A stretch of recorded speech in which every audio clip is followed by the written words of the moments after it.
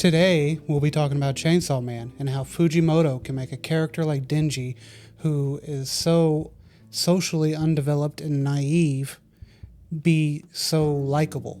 We'll talk about Volume 1 and 2 a little bit and see if we can figure out how this character trait works so well. After that, we'll study a few pages and see if we can learn anything about character building through art. If you like dissecting characters and stories, then maybe subscribe and we can learn together. I am D of Whimsy Lens, and this is a second read.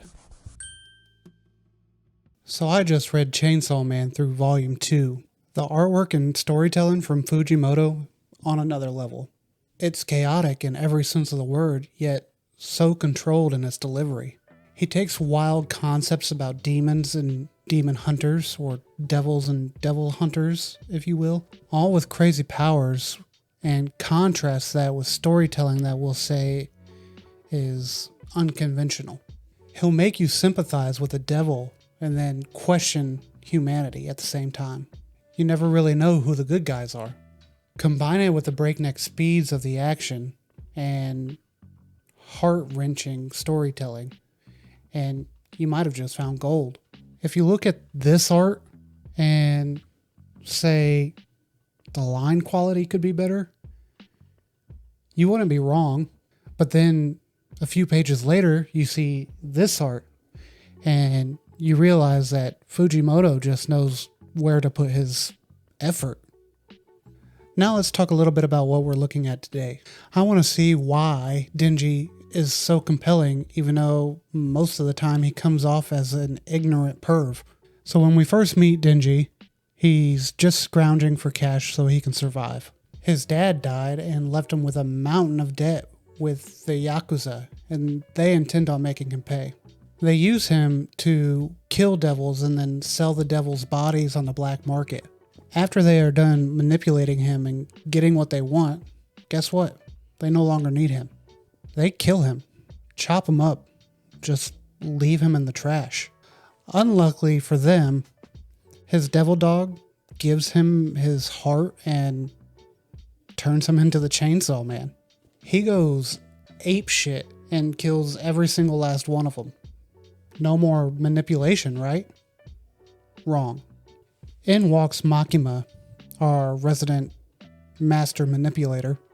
She sees that he is needy and just teetering on survival, just like the Yakuza did. And she decides to give him just a little bit more of a life than the Yakuza did, all in order to keep him on an even tighter leash. She uses the fact that Denji doesn't know what normal is. She uses the fact that he's never been close to a girl. She uses the fact that he needs food. All this so he will do her bidding. At first, I thought that this manipulation and lack of knowing what normalcy is was really what built Denji's character. But then power shows up. And she manipulates Denji in such a way that I am allowed to see a different side to him. And that takes me to today's study. So let's get into it. Let's look at this section a little bit to see how the manipulation from Power is set. Power has a problem. Her pet cat Meowie was taken by the Bat Devil, who is holding the cat hostage. She tells Denji that if he can kill the devil and get Meowie back, that he can touch her chest, which he has decided is his grand goal or whatever.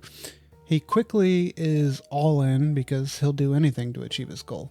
On the way to the house the Bat Devil and Meowie are hiding in, Power tells Denji he has to do it alone because if the Bat Devil sees her, he will use Meowie as a shield. Well, we get to the house and she is walking up with Denji and he remembers that she said this and asks, "Isn't the devil going to see you?" Power says, "Oh, was that my story?" And Denji is like, "Story?" I'm pretty sure this is one of the first times we see Denji actually question something straight to the person that he's questioning it about. That's growth, I guess. But as he says this, Power and Denji both pull out weapons, and Power is just a little bit quicker. She knocks him out, drags him into the house. The whole time, the Bat Devil was forcing her to bring him human blood so he could heal his wounds, and he had promised to give Meowie back if she complied.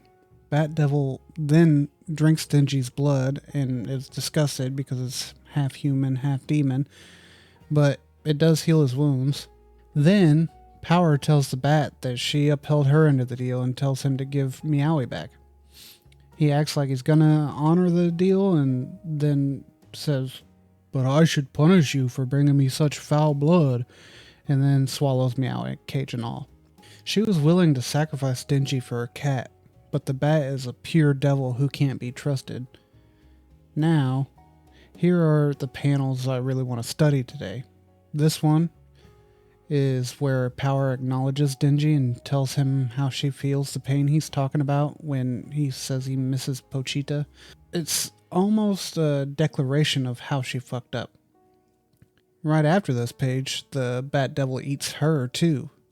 Now on to the next page I want to cover. This page is after the Bat eats Power and flies away from the house. And then we see that Denji grabbed on before he took off. This page is silly on the surface because all Denji says is "give me boobs," which is a crazy notion. What I noticed below the surface is that he almost instinctively grabs onto the Bat to save Power. He says, and maybe even thinks, it's only for the boobs, but my hypothesis is that this is really empathy taking hold. He hides behind humor, but really he saw the sadness in Power's eyes. He never even gave her betrayal a second thought. He thought about how lonely she must be without Meowie, how hurt she was to lose Meowie, and how it genuinely broke her when the Bat picked up Meowie and swallowed him. This was the driving force behind his instinctive movement, even if he doesn't consciously acknowledge it. That's my opinion on what happened. Jumping forward a little bit, Denji has this crazy fight with the Bat where he absolutely decimates him. Our last page we want to really dive into, well, it's 2 pages, are these.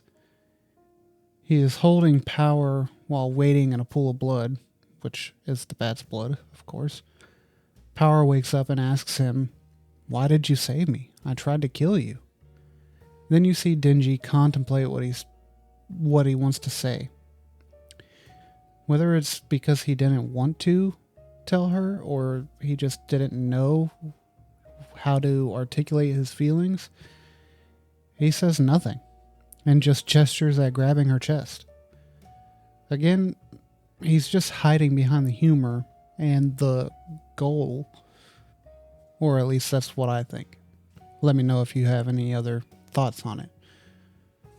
Now I will redraw a couple of these pages where I swap Power and Denji's role in the story, because I want to see if we would have gotten the same feeling of empathy driving heroics from Power, and try to understand if Denji's stubbornness, ignorance, or even just his social ineptitude is what makes this scene work, or if it's interchangeable with another character's personality traits.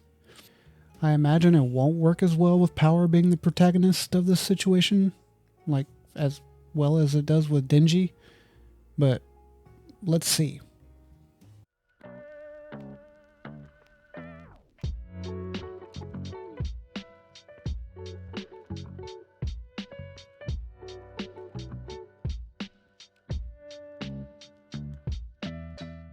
Now on this first page, of course I have swapped the characters around, as where Denji is now standing up and looking back at her, saying, "You said you can't pet Meowie anymore," and she's laying on the ground. This feels more like Denji is sacrificing himself rather than Power laying on the floor and is understanding his hurt, you know? It just feels like an alternate way of making Denji the hero here. But we'll see if that transfers over with the next drawing too, and because they are kind of in consecutive order. So let's take a look at the next one and see if I figured out anything else from there. And also you guys can give me your ideas as we go through these down in the comments.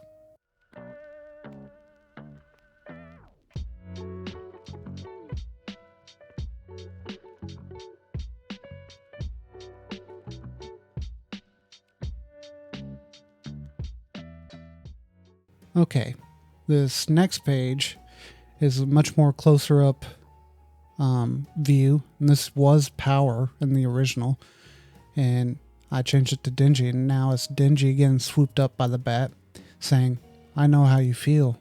'Tis an awful thing, isn't it?" Which he probably wouldn't say "tis," but I was lazy, I guess. But here's like, in the context, Meowie is still the one that got eaten by this bat devil, but now he's like, "I know how you feel because I've lost Pochita, so let me take this one for you."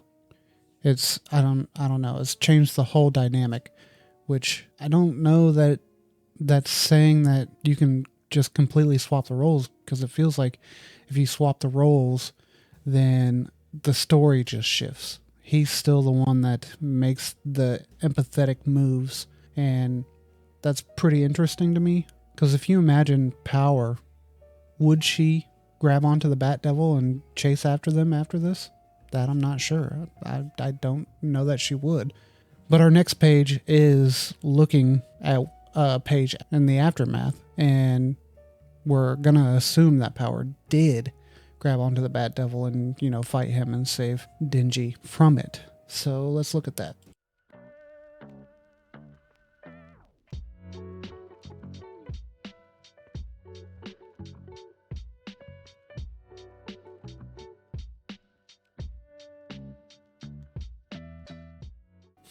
And here we have the last page where now Power is holding Denji in this pool of blood. And he's holding the cage like he went inside the Bat Devil and saved Meowie. That's kind of how I feel. I took basically the same drawings, and now that she's in it, it feels like she's almost scowling at him like, "You're such an idiot."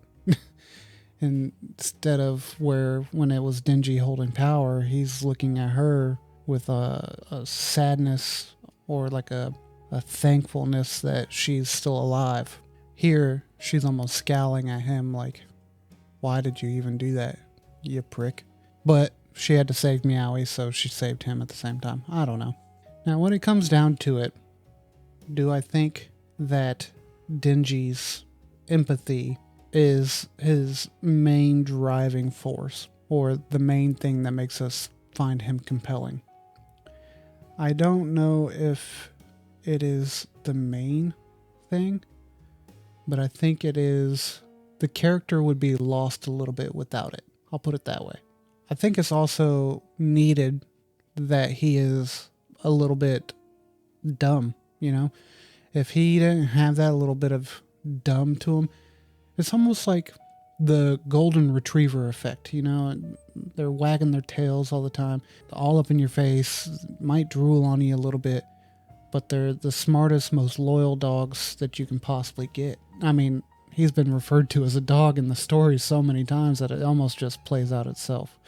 So basically, I think all of the character traits that I've pointed out are needed for the protagonist of this story to play out the way it does. I don't know if that's a mind-blowing revelation, but it's also cool to be able to look a little deeper at it, and now we kind of know why we enjoy Denji as the protagonist and why he is, again, why he can be a pervy idiot and still be so lovable.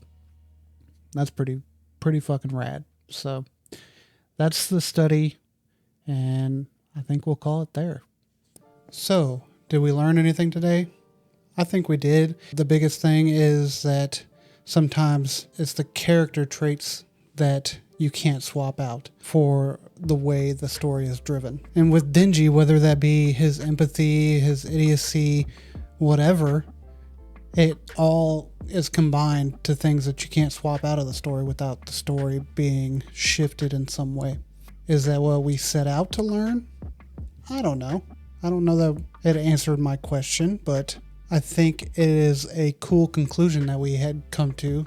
Let me know your thoughts on how this stuff works, in particular with Chainsaw Man and Denji. If you have thoughts on this, then write them down in the comments, and I'd love to learn from you guys. And as always, if you like to learn or break down stories or just hear me talk, maybe give me a subscribe and we can learn together or something. But that's all for me. I am D, and this is Whimsy Lens. I'm out.